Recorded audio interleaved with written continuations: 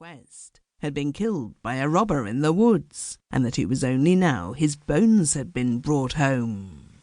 "It is for this reason we are sad," said the man, "for we are without a king." On hearing this, the king's son said, "There is no cause for grief. I will be your king." And he rode straight to the palace, and dismounting from his horse, walked up the steps of the throne, and placed the crown upon his head, and nobody durst say him nay. Then the king's son thought to himself, "I have now solved the whole matter. It is needless for me to search all over the world for a silver mountain, which I possibly may never find at all, or which my brothers may find sooner than I do, in order to inherit a kingdom, when I can thus gain almost as good a kingdom without any trouble at all." So he thought no more about the silver mountain, or of his father, or of his ancient home, but he remained in this foreign country, and married a wife, and ruled over it, and he lived in splendor and plenty.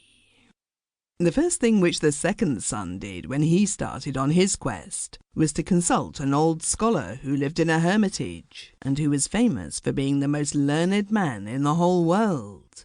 The king's second son went to him and said, "I want to find the silver mountain, in order that I may inherit my father's kingdom."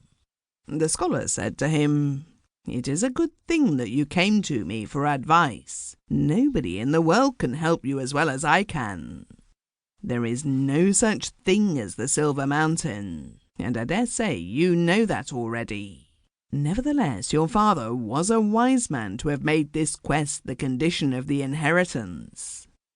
"But," said the king's son, "if there is no such thing as the silver mountain, there remains nothing for me to do but to go home and claim my inheritance." "Not at all," said the old man. "It is of no avail to say that there is no such thing as the silver mountain, especially when almost everybody in the world is quite certain that the thing exists. Where your task lies is to find out what people think is the silver mountain, and to prove to them that it is not silver at all, but an ordinary mountain just like any other. That is what you must do." And so saying, the old man refused to discuss the matter any further. So the king's son set out on his quest once more, and on the way he met many people who were all seeking for the silver mountain. They were all anxious to find it, because they said that the man who found it would be a great king. And the king's son asked them to guide him to the place where it was likely to be. This they were willing to do, and after they had journeyed for many days, through forests and swamps, across large rivers, up and down steep valleys, and over wooded hills, they reached a wide plain. And beyond this plain rose a chain of mountains, and in the centre of this chain there towered one mountain higher than the rest, and it was covered with clouds.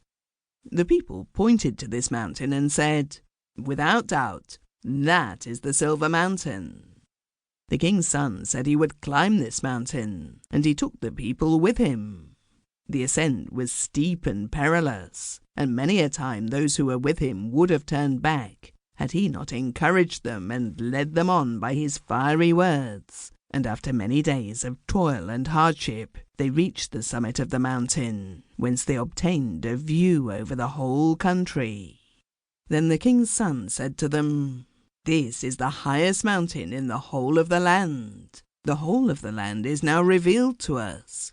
We know all there is to be known about this country, and it is quite plain that this mountain is a mountain just like any other, and that in the whole world there is no such thing as a silver mountain. Therefore we will now go back and tell this to the whole world, and save our friends and our brothers from wasting their time and exhausting themselves in fruitless labor over a mad quest." So they went back to the country and announced the news far and wide that there was no such thing as a silver mountain, and that those who had set out on the quest of it had better return to their homes. Now when the people heard this, they were angry, and they threw stones at the king's son, and he was compelled to flee from their city and to seek shelter in the old scholar's home. But from that time forward, many people in the country